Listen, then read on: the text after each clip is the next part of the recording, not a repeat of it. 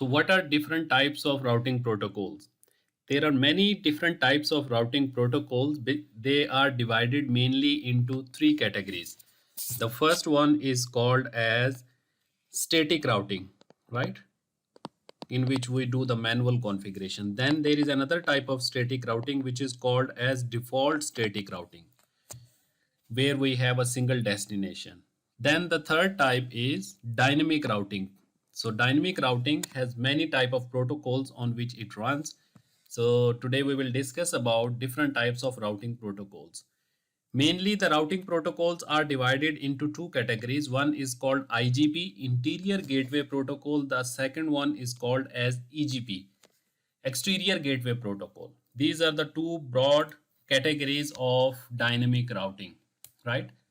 IGP means the routing protocols which are used within one autonomous system, within one system like Vodafone, like MTN, like British Telecom. So within one autonomous system, within one network, the network which is under a single management domain, they run inside of that network. IGP is that one, and then EGP are the protocols which run between different networks. So let's say we have a network here which has autonomous system number 65001. These are private numbers. This network might be Vodafone, right? Then we have another network which might be MTN network, autonomous system number 652. Then we might have another one which it is connected to further. So these different networks basically are connected using the protocols which are called as EGP, exterior gateway. So whenever we connect them together, then we need an exterior gateway protocol between them. Similarly here, exterior gateway protocol. But when we are running protocols within them, when we need to connect different routers, different networking devices together within them, then we use IGP, Interior Gateway Protocol, within one system. So the IGP will end last on this router. It will not go beyond the autonomous system. It cannot go out of that. It can only help to do the routing within the autonomous system, within the AS, right? So these are called interior gateway routing protocols. Similarly, here we might have another IGP, which can be OSPF, IS, EIGRP, or any other which will be running inside the network. Similarly, here we will have IGP as well.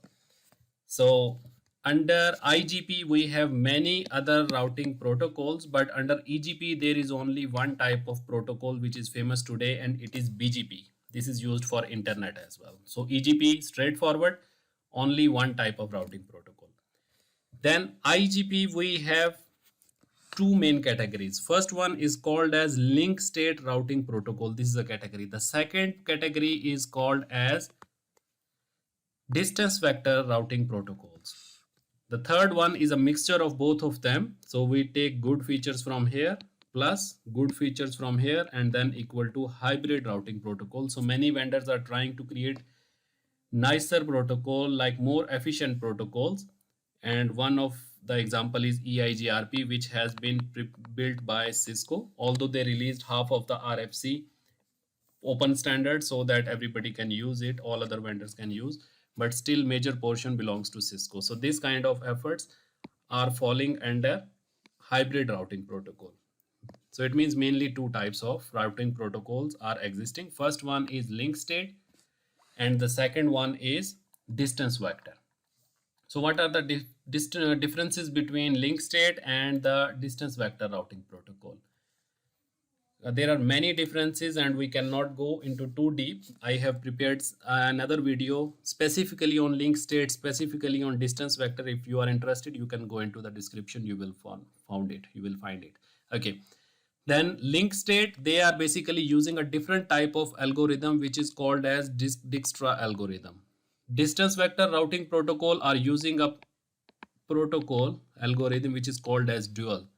So this was prepared by Dijkstra and it calculates based on the cost. So for example, if there are routers which have to make a routing decision to reach a far device, right? So let's say this router number 1 has to reach to router number 2. there are two paths, right? There might be different bandwidth available on this side. There might be a different bandwidth on the other side as well. Route number A and route number B. So might be OSPF will take path number 1 based on its own mechanism. Might be if we choose RIP or we choose IGRP, it will take another type of path. So these are different algorithms which help to choose the path. There are specific videos on each of these protocols. You can go to them for detail. Okay. So under link state routing protocol, we have two major protocol. One is OSPF and the second one is ISIS. OSPF is the most famous routing protocol and it is open standard. ISIS is also open standard, but it is still based on the old protocol, on the old methodology of ISO. Previously, it was a layer 2 protocol, then they added some layer 3 functionalities and they started using it recently for data center. It is getting the popularity again. It is not OSI. OSI is a separate thing. ISO is the organization which built the layer 2 things and it is still based on that old methodologies. That's why you will find a lot of nomenclature, a lot of different old things in ISIS protocol. Okay. So OSPF is the winner in here.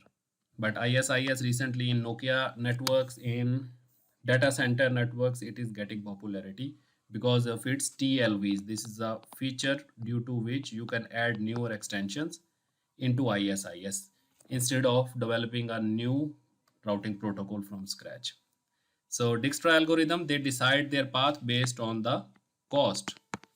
Then we have distance vector routing protocol, and under which we have three major routing protocol. RIP1 was a classful routing protocol and it is not being used anymore.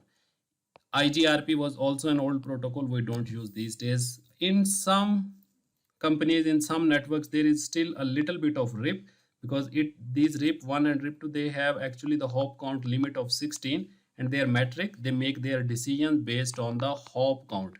Means wherever you find less routers, you can choose that path. It will choose that path. So this is overall about the routing protocol.